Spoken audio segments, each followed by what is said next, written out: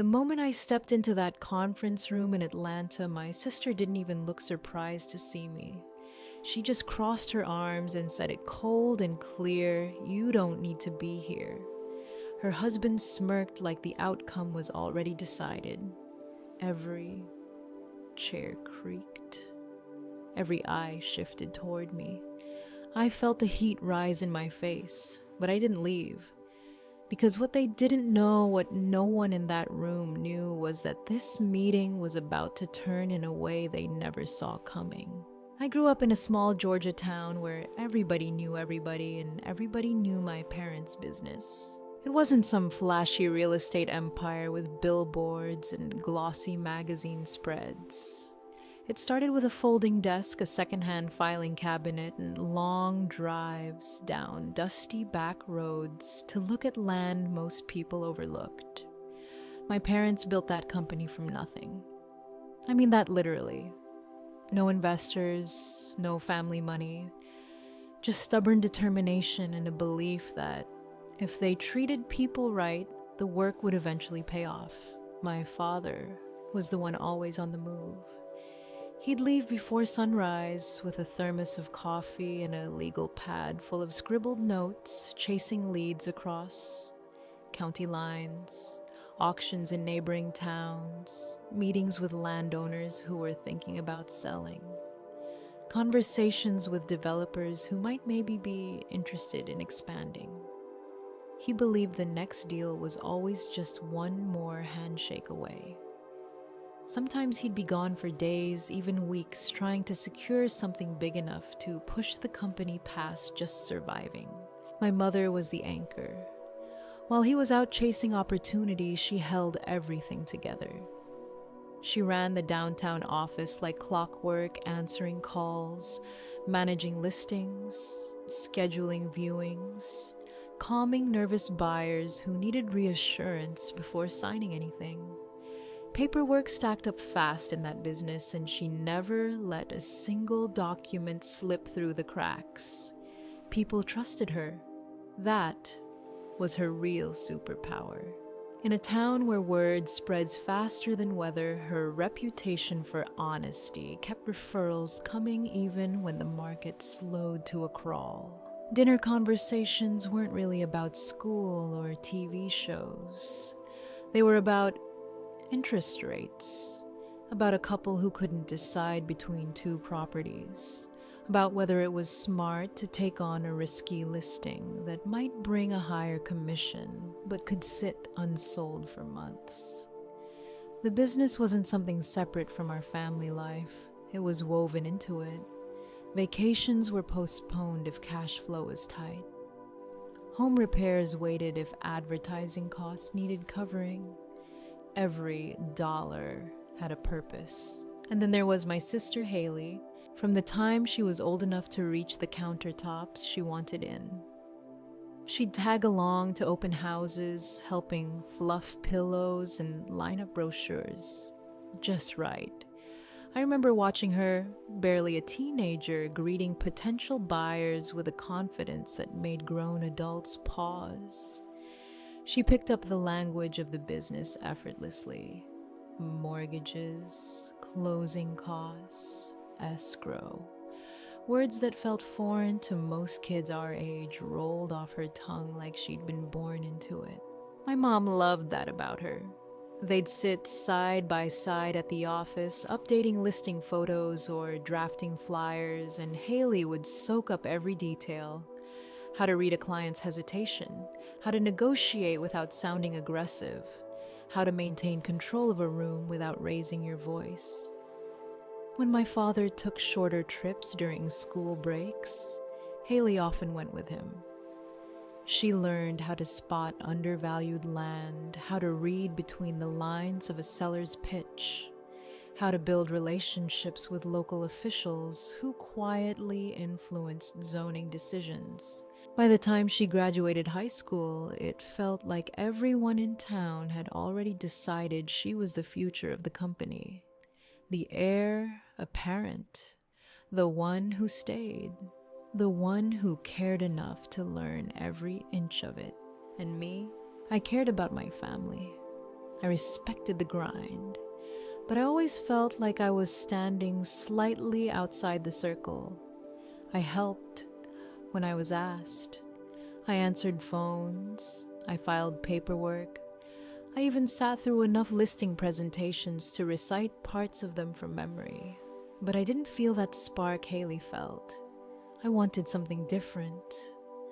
Something that was mine. So I left. The work ethic my parents drilled into us. The work ethic my parents drilled into us. And a quiet determination to prove to myself more than anyone that I could build something from scratch too.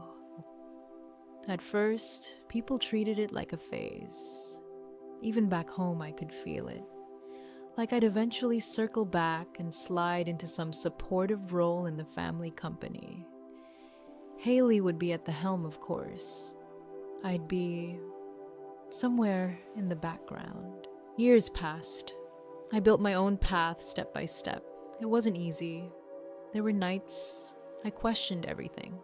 But slowly, steadily, what I created started to stand on its own. Still, whenever I visited home, the dynamic hadn't changed much. Haley was the insider, the trusted one, the daughter who had stayed and sacrificed and absorbed every lesson firsthand.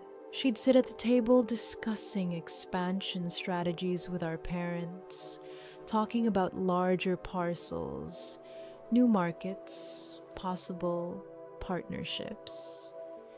I'd listen proud in a way, but also aware that I was no longer part of that engine. Not really. And to be fair, my parents never made me feel unwanted. They respected my independence. They asked about my work. They encouraged me. But there was an unspoken understanding in the room. Haley was carrying the torch of what they had built. That perception hardened over time. In the eyes of the town, and maybe even in Haley's eyes, I was the one who walked away. The one who chose something else over family legacy. What nobody in that conference room understood years later was, this leaving didn't mean failing. It didn't mean I was struggling or small or irrelevant. It meant I had built something quietly, without applause, without the comfort of familiarity. And because I did it away from them, because I didn't parade it around at family dinners, they assumed I was still that girl who drove off with one suitcase and a hopeful smile. They underestimated me. They underestimated what I had learned from watching two people build a business with integrity. They underestimated what it means to grow in the shadows. And they definitely underestimated how closely I had been paying attention all those years to every lesson about fairness, risk, and doing things the right way. In their minds, Haley was the obvious successor, but life has a way of revealing who really absorbed the values behind the work, not just the profits attached to it. Everything changed in a single afternoon. My parents had decided to attend a regional real estate conference together. That alone felt rare. They almost never stepped away from the business at the same time, but they'd convinced themselves it would be productive. Maybe even a little break. I remember my mom sounding lighter on the phone that morning, hopeful. They were talking about new strategies, new partnerships, fresh energy. And then the call came. A highway accident, severe weather, no warning. Both of them were gone before anyone could reach the hospital. There's a strange silence that follows news like that. It's not just quiet in the room, it's like the air itself doesn't know how to move.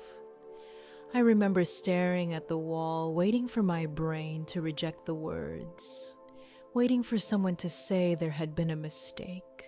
There wasn't. The days that followed blurred together, flowers arriving at the house, neighbors filling the kitchen with casseroles no one touched, murmured conversations that stopped whenever I walked into a room. The funeral felt surreal. I stood beside Haley, greeting people who told us how strong our parents had been, how admired, how respected. I nodded through it, all trying to anchor myself to something solid. Grief doesn't hit all at once. It comes in waves, a scent, a memory, an empty chair at the dinner table. I kept expecting to hear my father's truck in the driveway. I kept thinking my mom would call to ask if I'd landed safely back home.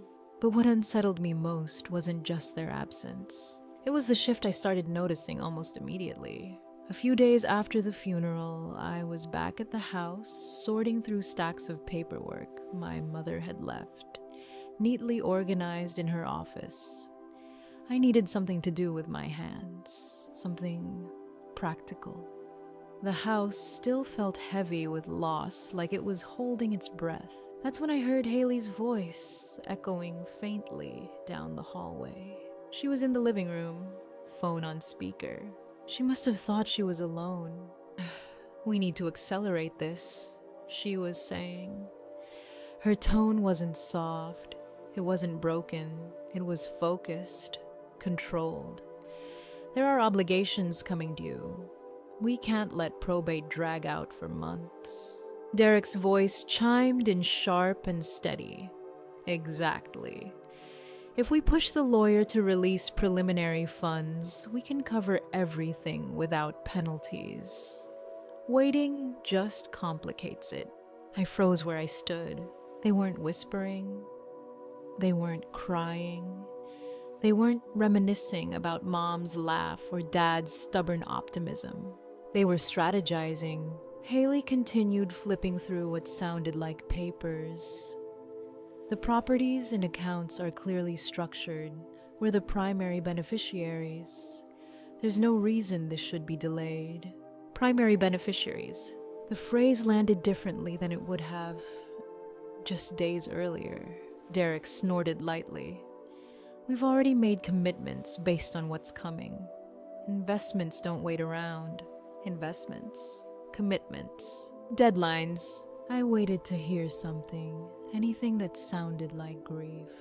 It didn't come. Instead, they started discussing technical steps, scheduling additional meetings, pressuring the estate office, making sure documentation was clean before submission. Haley mentioned transferring certain titles quickly to avoid unnecessary complications. The way she said it, casual, efficient, made my stomach tighten. There was urgency in their voices, but it wasn't the urgency of loss. It was the urgency of people trying to secure something before the window closed. At one point, Haley said quietly, "We just need to make sure everything's finalized before anyone starts asking too many questions." There was a brief pause. Derek lowered his voice slightly. "Keep it discreet. No reason to stir things up until it's done." Done. As if this were just another transaction. I stepped back from the doorway before they could see me, my pulse loud in my ears. I told myself maybe this was just their way of coping. Some people bury themselves in logistics to avoid feeling the full weight of what's happened.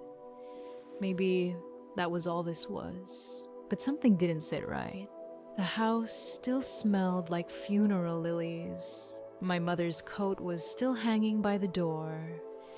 My father's boots were by the stairs.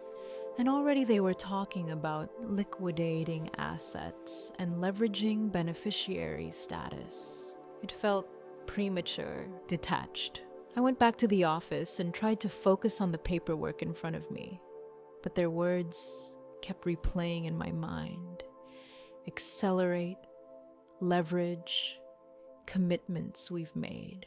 Had they been planning around this? No, that was too far, too dark. And yet the confidence in their tone suggested they weren't just reacting. They sounded prepared, as if they already knew exactly how this would unfold. That night, lying awake in my childhood bedroom, I stared at the ceiling and let the silence press in around me. Grief was still raw, still unpredictable. But underneath it, something else had started to form, a thin thread of doubt. Maybe it was nothing. Maybe I was just sensitive, looking for meaning in the wrong places. But the more I replayed that conversation, the clearer one thing became. Whatever was happening behind the scenes, it wasn't as simple as mourning and paperwork. And for the first time since the accident, I felt something shift inside me. Not anger, not yet. Just a quiet, steady realization that something wasn't right. 2 days later, my phone rang while I was still sitting at the kitchen table, staring at paperwork I hadn't really read. It was Riley. Her voice softened the second I answered. She didn't jump into anything heavy. She asked how I was holding up, if I was sleeping, if I needed groceries picked up. That was Riley, steady, gentle, never dramatic. We talked about the funeral for a minute, about how strange the house felt without my parents in it. Then there was a small pause on the line, the kind where you can tell someone's deciding whether to say something. I ran into someone from the old neighborhood bank yesterday, she said carefully. And I don't know if this matters, but they mentioned Haley's been having some money issues. I didn't say anything at first. Riley rushed to soften it. It could just be rumors. You know how this town is, but apparently she's been asking about loan extensions, trying to restructure payments. It sounded urgent. Urgent. The same word I'd felt echoing through the hallway during that phone call with Derek. I forced a small laugh, told Riley I appreciated her letting me know. We ended the call on a normal note. She offered to come by anytime, said she was proud of how strong I had been. But after I hung up, I just sat there. Financial trouble, accelerating probate, commitments made based on expected funds. On their own, maybe those pieces didn't mean much. Together, they started to form an outline. I told myself I wasn't snooping. Public records are public for a reason, and my parents' properties were a matter of record, so I opened my laptop. The county website wasn't fancy, just a searchable database of deeds filings and property transfers. I typed in the first address I knew by heart, the small parcel near the highway my parents had purchased years ago when no one else saw its potential. The results loaded slowly. At first, nothing looked unusual. Ownership history, tax records, standard filings. Then I noticed a recent update, filed just days before the accident. My eyes narrowed. It showed a modification to the title structure, moving that parcel into a trust controlled by Haley. My breath caught slightly. Maybe my parents had done that intentionally. Maybe they'd discussed it and I just hadn't been involved. But the timestamp bothered me. 3 days before the conference, I clicked deeper. Another property. A larger tract along a developing corridor that had been quietly gaining value over the past few years. There it was again. Recent activity, adjustments to how the parcel was categorized. A revised valuation that placed it significantly lower than prior assessments. Lower. I leaned back in my chair, staring at the screen. Why would the reported value drop? I pulled up the attached documentation, a survey report, updated boundary lines, notes indicating a portion of the land was less buildable than previously assumed. The surveyor's name was familiar, a local professional Haley had worked with before. I opened the metadata, filed within the same week as the trust transfer. The pattern tightened. Property after property I searched, and each time I found something. A reclassification, a subtle adjustment, language that redirected potential proceeds. In some cases, deeds had been modified to ensure that if sold, funds would move directly into specific accounts rather than the broader estate pool. Accounts tied to Haley. My chest felt tight now, but not from grief. From clarity, I kept going. There were email correspondences attached to some filings routine on the surface, requests for updated surveys, clarifications about appraisal language. But when I read them carefully, the tone shifted. Haley asking if there was a way to reflect a more conservative valuation. Haley requesting that certain descriptions avoid triggering unnecessary scrutiny during probate.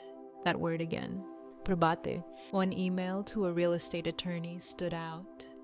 Haley asking for advice on how to transfer deeds quietly so the changes wouldn't raise flags before the reading. Before the reading, the accident hadn't even happened yet when some of these conversations began. I checked the dates again just to be sure I wasn't misreading. They lined up. Hospital visits, days when I'd been sitting beside my mother's bed after minor procedures earlier that year.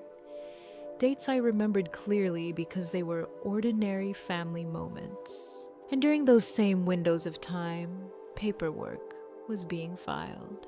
Boundaries redrawn, values reduced, trusts created. I printed everything. Every filing, every timestamp. The whir of the printer filled the quiet kitchen like a metronome marking each discovery. Page after page stacked up beside me. What shook me most wasn't just the individual changes. It was how deliberate they felt when viewed together. No single alteration screamed fraud. Each one could be explained away as routine management, but strung together in sequence. It told a story of someone positioning themselves carefully, quietly, shifting pieces on a board before the game officially began. I thought back to that phone call I overheard. The urgency, the confidence. It wasn't the voice of someone hoping things would go their way. It was the voice of someone expecting them to. My hands rested on the stack of papers. I tried to picture Haley sitting at a desk, signing forms, sending those emails, coordinating surveys. Had she convinced herself it was justified? That she deserved more because she'd stayed, because she'd helped build the business? Or had this always been about something else entirely? The worst part was how personal it felt. These weren't abstract assets. These were properties my parents had driven hours to secure. Deals they debated late into the night at the dinner table. Land they believed would one day strengthen the company for all of us. And someone had been quietly reshaping that legacy. Not openly, not honestly, but through paperwork and timestamps and carefully worded requests that only stood out when you looked at them together. I stared at the final document in the stack, the ink still fresh from my printer. The grief I'd been swimming in for days hadn't disappeared. But now it had company, suspicion, and beneath that, something firmer, because this wasn't rumor anymore. This was a trail. 3 days before the official reading, we met at the lawyer's office for what was supposed to be a routine preliminary visit. It was one of those glass front buildings downtown, all polished floors and quiet hallways. Everything about it felt controlled, contained. Haley caught me in the parking lot afterward. She didn't waste time with small talk. "Taylor," she said, adjusting her purse on her shoulder, voice smooth but firm. "I think we should be realistic about what's coming." Derek stood beside her, hands in his pockets, rocking slightly on his heels like he was watching a scene he'd already rehearsed. Haley tilted her head, almost sympathetic. "You shouldn't get your hopes up about receiving anything substantial." There it was, not cruel on the surface, just dismissive. Like she was gently explaining something obvious to a child. "Our parents were very clear," she continued. "The business, the properties, those were always meant to stay with the one who committed to them. The one who stayed." Derek gave a small nod. You chose a different path, Taylor, and that's fine. You did well for yourself, but you can't expect to step back in now like nothing changed. His tone had an edge, not loud, just sharp enough to sting. I felt the old narrative settling around me again, the one where I was the outsider, the one who left, the one who forfeited something by choosing independence. Haley crossed her arms loosely. Coming to the reading is your choice, obviously. But if you're expecting some dramatic shift in your favor, I just don't want you to be blindsided. Blindsided, as if she were protecting me. Derek smirked slightly. It might be less awkward for everyone if expectations are managed now. Less awkward for everyone.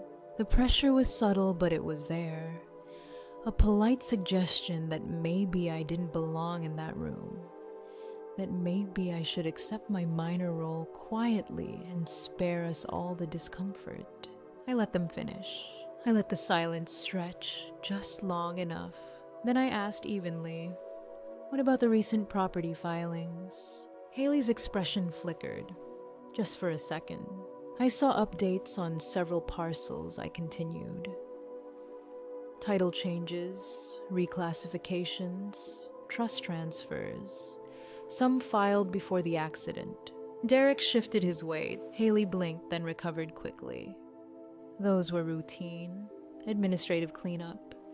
Mom and Dad had asked me to streamline some things. Streamline, I asked softly. She nodded too quickly. Yes, it's standard. You wouldn't necessarily understand all the details if you haven't been involved day to day. There it was again, the quiet dismissal. Derek jumped in. Look, probate can get messy. Haley was just being proactive, keeping things organized so nothing falls through the cracks. Organized, I repeated. Neither of them met my eyes now. I watched Haley's fingers tighten slightly around her purse strap. Derek glanced toward the building as if hoping someone would walk out and interrupt us. If everything's routine, I said carefully, then there's nothing to worry about, right? Haley forced a smile. It didn't reach her eyes. Of course not. You're reading into things. Derek checked his watch. We actually have another appointment. Convenient. Haley softened her tone again. Taylor, we can talk later. After the reading. Let's not create tension before we even know the final breakdown. Before we even know. But she sounded like she already did. They walked toward their car together, steps quick conversation abruptly over. No reassurance, no curiosity about what I'd seen. Just a quiet retreat. I stood there in the parking lot long after their engine started. The breeze lifted slightly, cool against my face. My heart was beating faster than I wanted to admit. Not from fear, but from clarity. A week ago, I might have doubted myself. I might have convinced myself I was being overly sensitive, grief-stricken, misinterpreting paperwork.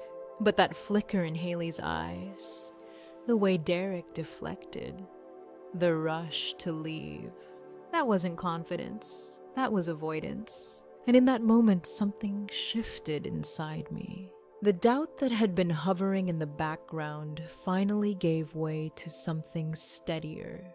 They weren't trying to protect me from disappointment. They were trying to protect themselves from exposure. And I realized, standing alone in that quiet parking lot, that I wasn't walking into the will reading as a passive observer anymore. I was walking in prepared.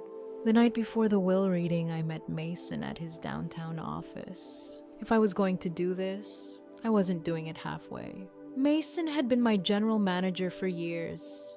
Calm under pressure, methodical. The kind of person who never reacted. First, he assessed. His office lights were still on when I pulled up, and when I walked in with 2 thick folders under my arm, he didn't look surprised, just nodded toward the conference table. Let's see what we've got. We spread everything out carefully, Printed property records, copies of deeds, survey revisions, email threads. I laid them down in chronological order, not by property, but by date. Mason raised an eyebrow at that. "You're building a timeline," he said.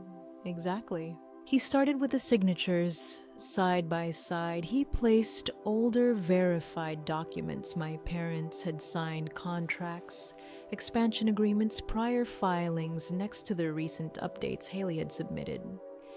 He leaned closer, studying the loops in the letters, the pressure marks, the spacing between strokes. "These don't match," he said quietly. "Look at the way your father formed his B. It was consistent for years. This version is tighter, hesitant. He wasn't guessing, he was observing." We moved to timestamps next. Mason pulled up the digital metadata attached to the filings. Submission times, clerk recordings, amendment dates. He circled several entries that landed during narrow windows days when Haley had exclusive access to the office safe or the company's internal systems. "Pattern," he murmured. Then we reviewed the valuation changes, before and after comparisons projected onto his screen. Parcels that had appreciated steadily for years suddenly downgraded after new survey reports. Mason examined the official stamps from the county clerk's office, verifying authenticity. Everything was legally filed. Nothing forged in appearance, which made it more dangerous. "On paper," he said, "this looks clean. That's what makes it strategic." We turned to the emails. Haley's wording. Requests for conservative adjustments. Questions about avoiding unnecessary probate complications. Mason read them twice, then once more. "She was anticipating scrutiny," he said. "That tells me she knew what she was doing." I exhaled slowly. We didn't speculate. We verified. Mason checked admissibility standards for estate proceedings, confirming that certified county records, documented metadata, and preserved correspondence would stand up under review. He recommended securing backups on encrypted drives. We scanned every page, duplicated everything. Nothing emotional, just preparation. At one point, while organizing the folders into labeled tabs, signatures, valuations, trust transfers, correspondence, I found myself thinking about my father. He used to say that integrity wasn't something you talked about. It was something that showed up in your paperwork when no one was looking.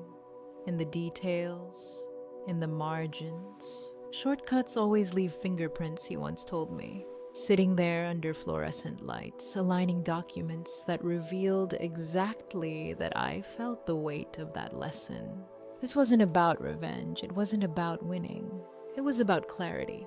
By the time we finished, the chaos of scattered discoveries had transformed into something structured. A narrative built entirely on documented facts. Each page connected to the next. No gaps. No leaps. Mason closed the final folder and looked at me evenly. "This holds. Not hopeful, not dramatic. Just certain." I gathered the folders, feeling something I hadn't felt all week. Not anger, not grief, readiness. The conference room in Atlanta felt smaller than it had any right to. Every chair was filled. The long wooden table reflected the overhead lights, too bright, too clean for something this heavy. Papers were stacked neatly in front of the estate lawyer Raymond Holt. He adjusted his glasses, once cleared his throat, and began. His voice was steady, professional, detached. He started with formalities, identification dates, legal confirmations. The language was precise, almost clinical. Then he moved into the main distribution section. The majority of real estate holdings, business interests, and associated accounts are to be transferred to Haley Brooks and her spouse, Derek. There it was. Haley sat straighter in her chair, hands folded neatly in front of her. Not surprised, not emotional, just composed. Derek leaned back slightly, one ankle resting over his knee, the faintest hint of a smile tugging at the corner of his mouth. Raymond continued listing specific properties, accounts, allocations.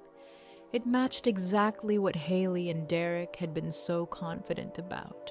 Across the table, I could feel the subtle shift in the room.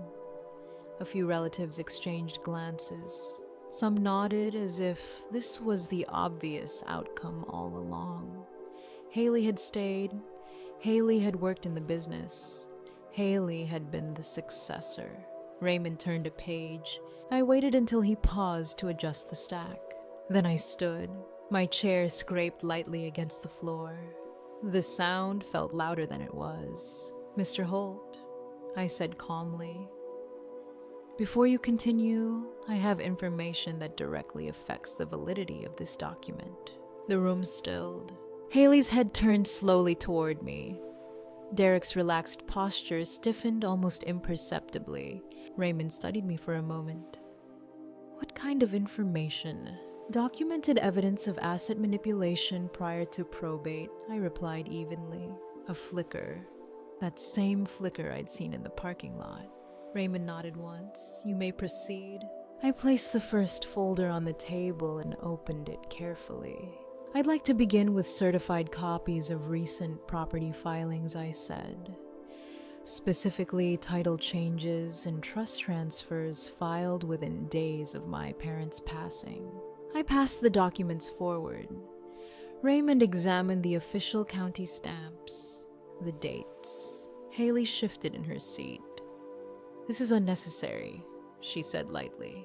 "Those were administrative updates." I didn't look at her. "Next, I'd like to highlight discrepancies in signature formations across multiple filings." Mason, seated quietly near the back, connected the projector we'd prepared. The screen lit up with side-by-side comparisons, older verified signatures from my parents' business contracts next to the newer submissions. The differences were subtle at first glance, but once pointed out, impossible to ignore. Loop formations, pressure inconsistencies, stroke hesitations. Derek leaned forward now, his jaw tightening. "You're implying forgery?" "I'm presenting patterns," I replied. The room had gone completely silent. I moved methodically, no dramatics, no raised voice. Next came valuation reports, before and after comparisons showing sudden reductions in reported property values. Then emails coordinating conservative appraisals and requests to avoid probate complications. Each document appeared on the screen in sequence, timestamp after timestamp, filing after filing. Raymond asked clarifying questions as we went. Dates, sources, certification methods.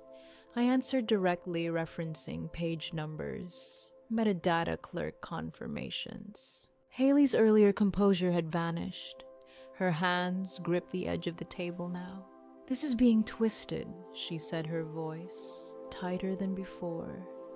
"We were protecting the estate." "By lowering its value?" I asked softly. Derek slammed his palm lightly against the armrest. "This is a stunt." I continued anyway. Finally, I placed the last document in front of Raymond. "There is one more relevant portion of the will," I said. "A clause my parents included regarding beneficiary conduct." Raymond frowned slightly and flipped toward the back of the document. He scanned silently at first. Then his expression changed, subtle but unmistakable. He cleared his throat.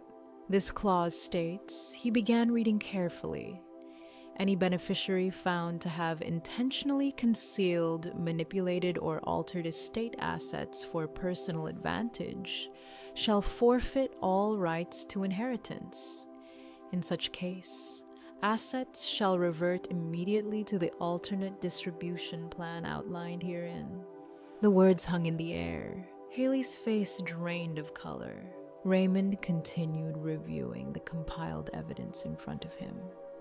Certified filings, verified timestamps, documented correspondence. After several long seconds, he removed his glasses and folded them carefully on the table. Based on the materials presented, he said evenly, "The conduct described in this clause appears to have been met." Derek shot to his feet. "You can't just..." Raymond raised a hand. "The documentation is certified and admissible. If contested, the matter can proceed to court. However, under the terms of this, will the forfeiture provision activates upon verified evidence of manipulation." Haley's voice trembled now. "This can't be happening." But it was. Raymond straightened the papers in front of him. "Haley Brooks and Derek are hereby disqualified as beneficiaries under the forfeiture clause. The estate will transfer according to the alternate provisions established by the decedents." No one spoke. The confidence that had filled the room at the beginning had evaporated completely. Haley stared at the table as if the wood might split open and swallow the words. Derek's breathing was sharp, uneven, and just like that, the narrative they had walked in expecting, assuming, collapsed. Not because of emotion, not because of accusation, but because of evidence. The legal fight began barely 3 weeks after the will reading. Haley filed her challenge quietly at first, a formal objection submitted through her attorney, claiming coercion, misinterpretation, and procedural irregularities. On paper, it sounded clinical. In reality, it was a last attempt to salvage what had slipped from her grasp the moment the disqualification clause was read aloud. For 4 months, the case moved through hearings, filings, and reviews. The court did not care about emotion. It cared about evidence. And the evidence was thorough. Mason had organized everything: meticulously certified copies of property transfers, timestamps from county filings, appraisal revisions, showing downward adjustments shortly before proposed trust, restructuring archived emails, coordinating valuation discussions and digital metadata, verifying when documents were drafted and edited. There were signature comparisons reviewed by forensic specialists. There were notarization logs. There were official registry stamps. Haley's legal team argued that the clause disqualifying beneficiaries for manipulating the estate was vague. They claimed Taylor had misinterpreted routine estate planning adjustments as misconduct. They suggested clerical errors. They implied overreach. But when the court examined the timeline, the pattern became undeniable. The valuation drops aligned precisely with Haley's financial distress. The trust transfer drafts were circulated before Taylor had even been informed that discussions were happening. The emails showed urgency about accelerating proceedings in language that mirrored the phone call Taylor had once overheard. Most damaging of all were the coordinated communications between Haley and Derek regarding appraisal reductions. They weren't framed as neutral planning conversations. They were framed as strategy. The judge asked simple questions. Why were beneficiaries discussing lowering estate values before probate? Why were there internal emails about minimizing exposure? Why were changes drafted before full disclosure to all heirs? Haley had no convincing answers. Her argument that she was simply helping streamline matters fell flat against documented intent. By the third hearing, the momentum had shifted completely. The court ruled that the clause was valid, enforceable, and clearly triggered by the actions presented in evidence. Haley's petition to overturn the will's enforcement was denied. She appealed procedural grounds. The appeal was dismissed. The court not only upheld the disqualification, but ordered Haley to cover substantial attorney fees due to the baseless nature of the challenge. The financial blow was severe.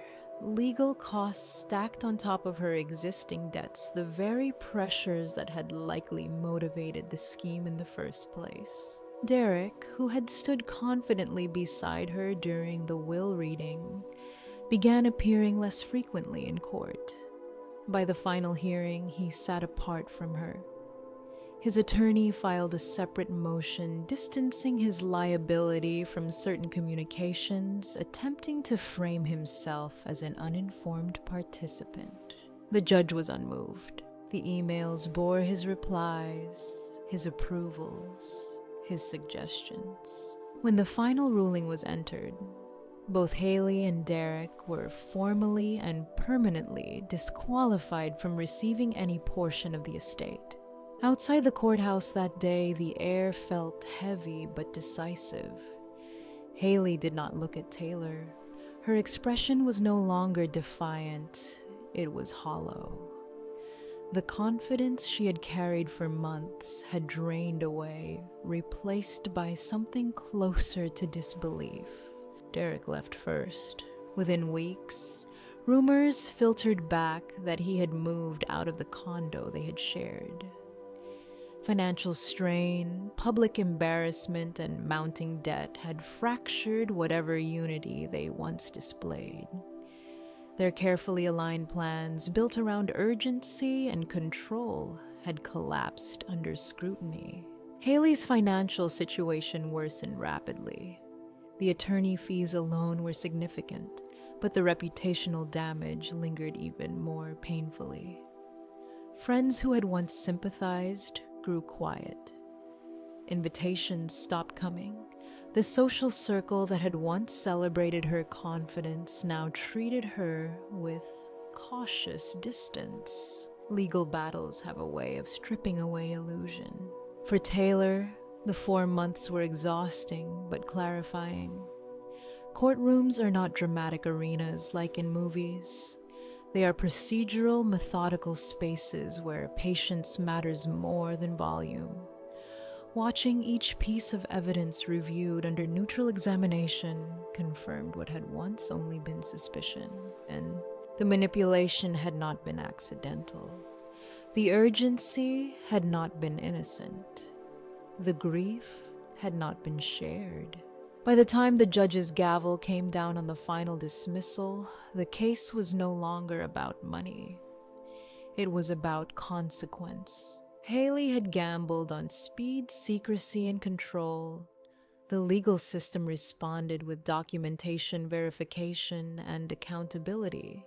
And when it was over, there was nothing left to contest. No inheritance, no leverage, no plan. Only the quiet reality of choices made and the cost of making them. After the final ruling, Taylor did not seek another conversation. There was no dramatic goodbye, no last argument. She simply stopped answering calls. Emails were filtered. Messages went unread.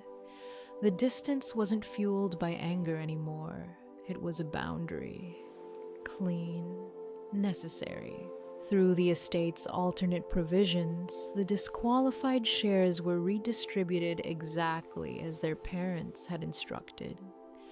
A portion strengthened the company's operating reserves. Another funded employee profit-sharing initiatives their father had once spoken about during long evenings at the kitchen table. A charitable trust quietly outlined years earlier was activated, directing resources toward local education grants and small business mentorship programs in the community that had supported the family from the beginning. Expanding the company felt different now. It wasn't about scale for its own sake. It was about stability. Taylor hired carefully, promoted steadily, and invested conservatively.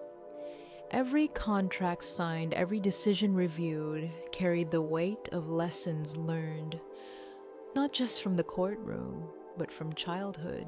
Her father had often said that reputation compounds faster than money. At the time, it had sounded like one of many business sayings. Now it felt personal. Peace returned slowly. It showed up in ordinary moments, closing the office at dusk, reviewing quarterly reports without suspicion, attending community meetings without tension in her chest. There was grief still, but it no longer felt entangled with betrayal. Taylor didn't win something in the end. She preserved something, and that made all the difference. Sometimes the hardest battles aren't against strangers, they're within our own family. But standing up for what's right, even when your voice shakes, can protect more than money. It can protect your peace, your name, and the values you were raised with. If this story resonated with you, I'd love to hear your thoughts or experiences in the comments. And if you enjoy stories like this, feel free to stick around for more.